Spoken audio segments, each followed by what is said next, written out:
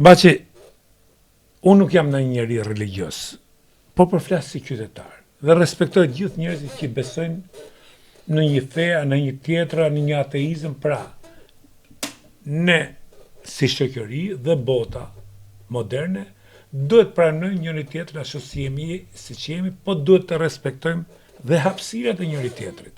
Po. Si e shikoni ju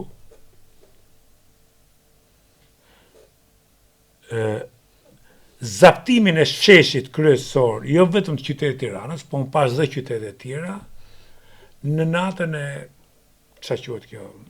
Natën e Kadrit edhe në ditën e faljes Baramit. Ditën e faljes Baramit. Unë nuk gjykoj asnjëri. Gjithkush ka të drejtë besoj në atë që beson. Por ka institucione.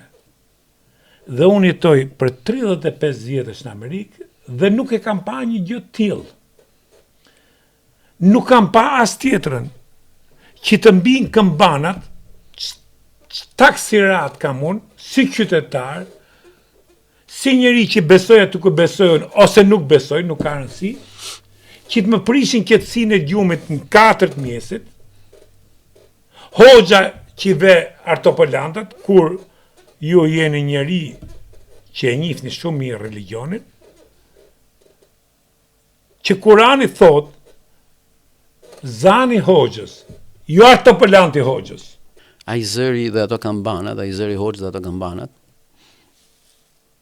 nuk shqetësojnë fare për sa kohë ato njerëzit që flenë nuk shqetësohen për shoqërinë, për punën e tyre, për atë që shkon keq, për atë që nuk bëhet mirë, sepse ne këtu jemi, sa ai zëri hoxhës, zëri edhe kambana priftit dhe të tjerët, nuk kanë më hapësirë në jetën publike, kanë shumë pak.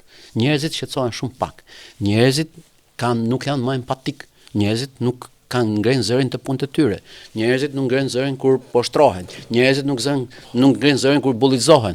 Njerëzit nuk ngrenë zërin kur vidhen. Njerëzit nuk ngrenë zërin kur mashtrohen dhe i prish edhe i pas ka problem se i prish gjumin, le t'ja prishi 5 herë, 7 herë, përsa këto njerëz nuk janë të përgjegjshëm në jetën e tyre, në përditshmërinë e tyre. Më dëgjoj se e kam. Një sekond. Ta marrim pra. Nuk jemi shoqëri empatike dhe jemi shoqëri. Ky është problemi më i vogël. Mua më shqetëson. Jo, s'është më i vogël. Mua më shqetëson, pse të më shqetësosh, prishësh gjumin në 4 mjesit më zot. Shikoj çikimin.